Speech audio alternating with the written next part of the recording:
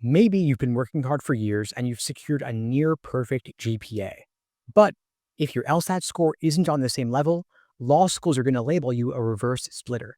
And you don't want to let that title derail your dream of attending a T14 law school. Today, I'm going to break down the exact steps I'd take to boost my LSAT and make the most of that high GPA to get into a top law school. First, for those who don't know me, my name is Steve Schwartz.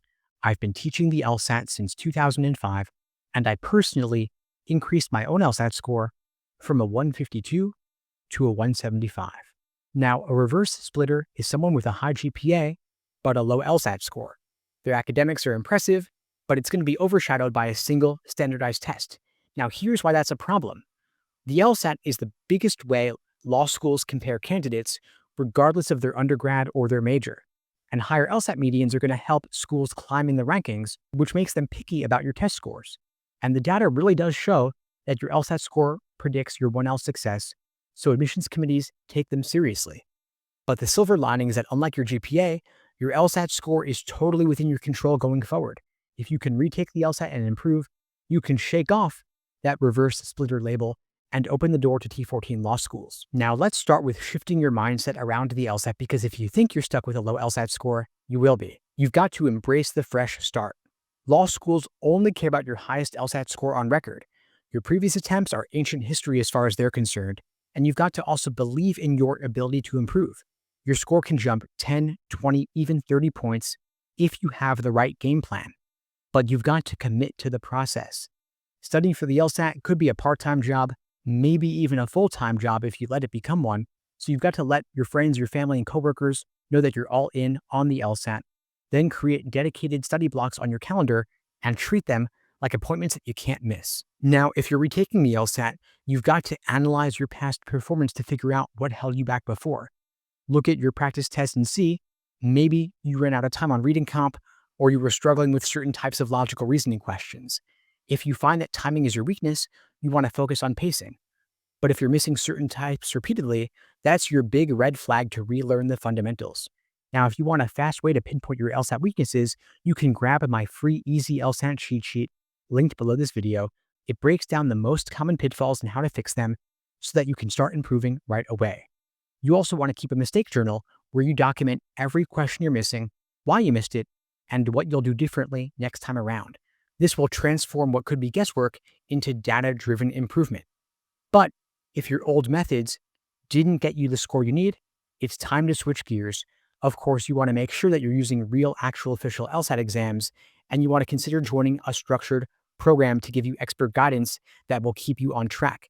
It could be group classes or one-on-one coaching, but it's got to be personalized for you based on your schedule and your weak areas, or else you're just wasting your time with material you could have gotten from a textbook.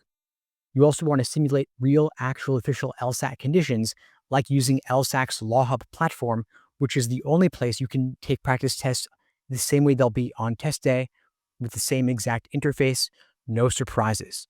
Now, you also want to craft a strategic day-by-day study plan, because you don't need to study more, but you do need to study smart.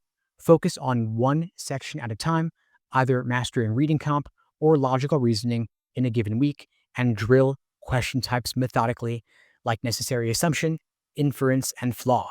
You then want to blend practice with review. You've got to take several full-length timed exams to build up your endurance before the big day, but remember that deep review is where the real learning happens. You want to spend at least as much time dissecting your mistakes as you do answering questions. Then track your progress. If you're not seeing improvement in a particular area, pivot your approach. Now, what does a review look like? In-depth review is where it's going to separate elite scorers from the rest.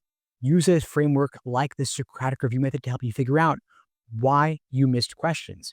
Why was the wrong answer so tempting? And why was it ultimately wrong? Why did you dismiss the right answer? And why is it ultimately correct? Which details or nuances were you overlooking?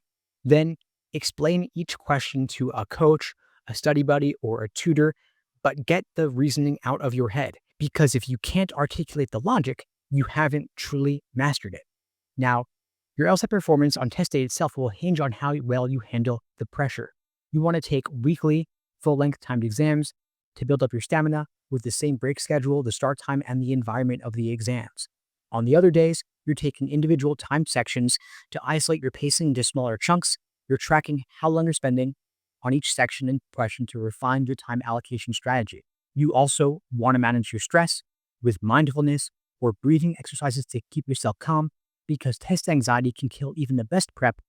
But if you can learn to control it, it's going to be a real game changer. Now, sometimes you need a personalized plan that fits your life and your unique challenges. And so, if you're ready for a customized roadmap tailored specifically to your weak spots, we offer LSAT coaching personalized for you. If you're a dedicated student and need to break out of the reverse splitter zone, we're going to refine your study plan, tackle the biggest hurdles, and optimize your schedule to get you that score boost that you need.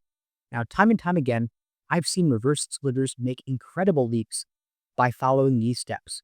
One of my students with a 3.8 GPA and only a 155 LSAT, we took the exam and got a 170, landing a T14 acceptance with a major scholarship. Another student saw a similar 15-point jump after 2 retakes, this time going from 157 to a 172, securing the full ride at the reviewing school. These transformations are not fleeks.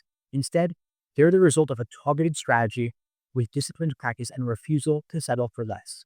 Now, if I were in your shoes, I'd remind myself every single day that my high GPA already shows what I'm capable of, my LSAT score is still within my control, and every step I take is bringing me closer to the T14. Retaking the LSAT and doing it right isn't just about getting a better number, it's about opening doors that lead to scholarships, networking opportunities, and long-term career success. Remember that your high GPA is already a testament to your work ethic and your intellect. Don't let a lower LSAT score overshadow that. Commit to this blueprint for reverse splitters, refine your strategies, and remember that they are going to respect your growth and your determination. Show them you've got both. And if you'd like my help, check out the links below to book a call with me and my team. In the meantime, I'll wish you all the best and take care.